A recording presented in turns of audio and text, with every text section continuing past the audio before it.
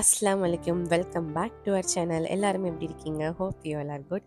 So இன்றைக்கான vlog என்ன அப்படின்னா, தெக்ரீன் சிஸ்டருடைய பர்த்டே செலிப்ரேஷன் தான். ஸோ அதை பற்றின vlog தான் நீங்கள் பார்க்க போகிறீங்க. அது கூடவே பார்த்தீங்கன்னா நெக்ஸ்ட் டே நாங்கள் எக்ஸிபிஷன் போன vlogமே ஜாயின் பண்ணி தான் நான் அதில் போட்டிருக்கேன். அண்ட் இந்த ஸ்லிங் பேக் வந்து நாங்கள் பர்த்டேக்காக கிஃப்ட் பண்ணுறதுக்காக வாங்கியிருந்தேன். இப்போ நம்ம அவங்கள சர்ப்ரைஸ் பண்ணுறதுக்காக தான் போகிறோம். மீன் கேக் கட் பண்ணுறதுக்காக தான். ஹாய் அப்படின்னு ஹாய் சொல்லுங்க. கேக் கட் பண்ண போகிறது அவங்களுக்கு தெரியாது. சும்மா டெசர்ட் சாப்பிட போகலாம் வாங்க அப்படின்னு சொல்லி தான் நான் வந்து கால் பண்ணி கூப்பிட்டுருந்தேன். ஸோ அதே மாதிரி வந்தாங்க. ஆஸ் யூஷுவல் டெசர்ட் சாப்பிட்றதுக்கு அல்லூஸ் பேஸ்ட்ரி தான் போவோம். ஸோ அங்கே தான் போனோம். அவங்களும் ரொம்ப கேஷுவலாக வந்தாங்க.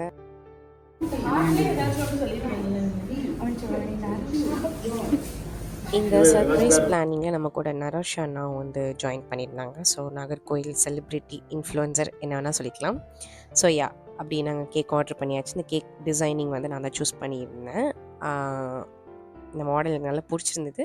பார்க்க ப்ரிட்டியாக இருந்த மாதிரி இருந்துச்சு. ஸோ அதனால் அப்படி கொடுத்துட்டு ப்ரோ மெஹந்தி ஆர்டிஸ்ட்னு சொல்லி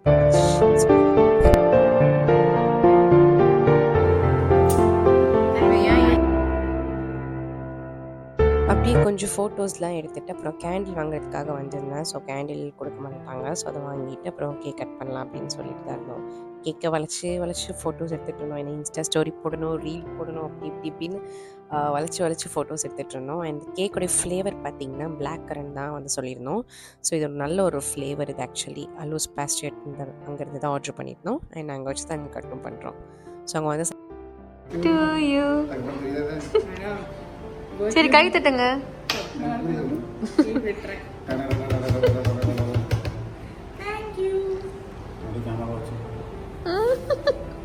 இது உங்களுக்காகவே.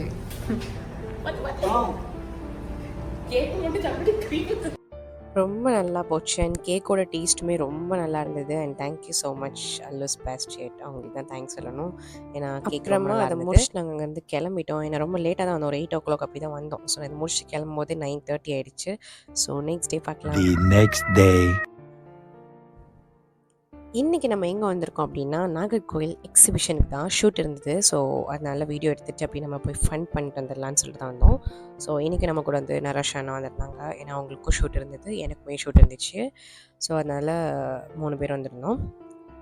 ஸோ என்ட்ரி டிக்கெட் எடுத்துகிட்டு இருந்தோம். அதுக்கப்புறமா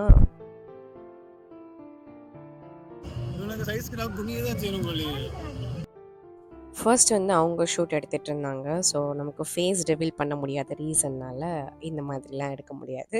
சும்மா நார்மலாக ரேண்டமாக எடுத்துருந்தோம். நான் வீடியோ கூட அப்லோட் பண்ணியிருப்பேன். இன்ஸ்டாகிராம் பேஜில் போய் செக் பண்ணி பாருங்கள்.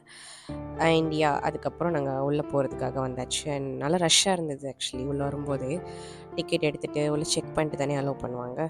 ஸோ அப்படி ஃபோட்டோஸ்லாம் எடுத்துகிட்டு இங்கே வந்தாச்சு. அப்படியே ஃபன் பண்ணிகிட்டே தான் உள்ளே போனோம். போயிட்டு எப்படி சொல்கிறது, நல்ல ஒரு ஃபன்னி கேரக்டர், நல்லா ஜாலியாக பேசுவாங்க. அப்படி ஜாலியாக பேசிட்டு ஃபன் பண்ணிவிட்டு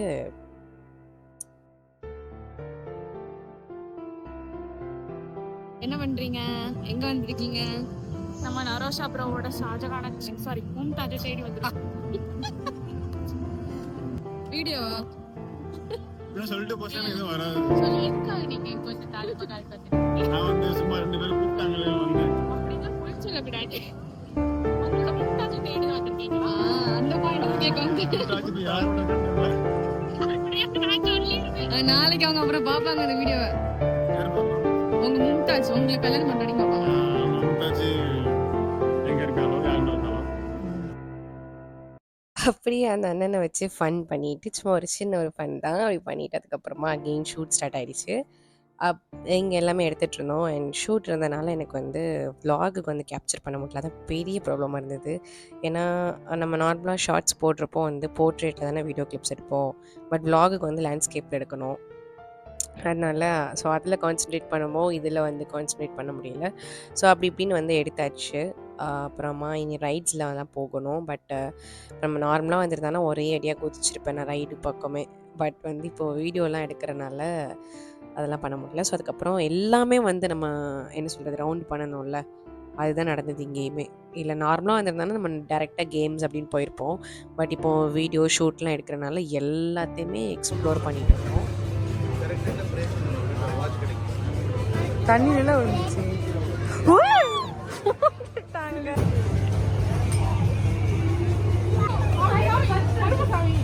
எக்ஸிபிஷனுக்குலாம் வந்து அந்த மாதிரி ஸ்கில் கேமே நான் விளையாடவே மாட்டேன். நான் இப்போ ஷூட்லாம் எடுக்கிறனால உட்காந்து விளையாடிட்டு இருக்கேன். அதில் ஃபர்ஸ்ட் உள்ள கேம் வந்து கஷ்டம் அப்படி இப்படின்னு சொல்லிட்டு செகண்ட் சூப்பராக விளையாடுன்னு சொல்லிட்டு ஃபர்ஸ்ட்டே வந்து அவுட் ஆகிட்டேன். செகண்ட் சூப்பராக விளையாண்டேன் கைஸ்.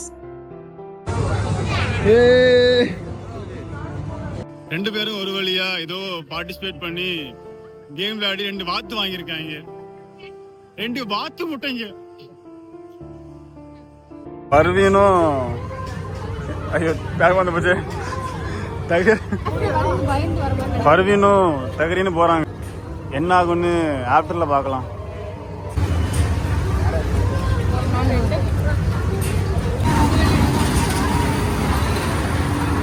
இன்னைக்கு 2 பாடி விழ போகுது. இதுல போனீங்கல்ல எப்படி இருந்துச்சு? கொஞ்ச நேரம் கூட தரமா இருந்துச்சா? அங்க ஒரு கால் அடங்குதுன்றா, பையில இருந்து அப்படி ஏதோ வருதுன்றா.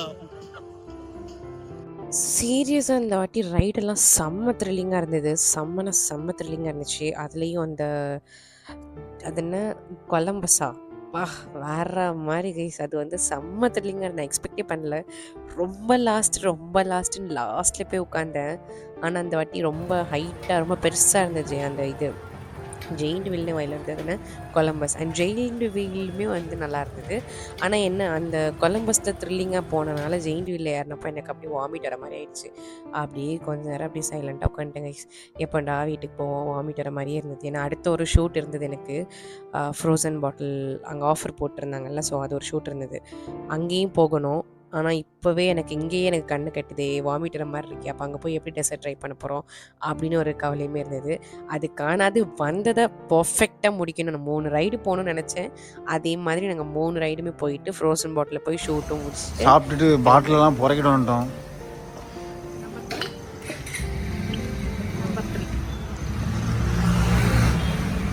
கொடுத்த காசுக்கு சக்ஸஸ்ஃபுல்.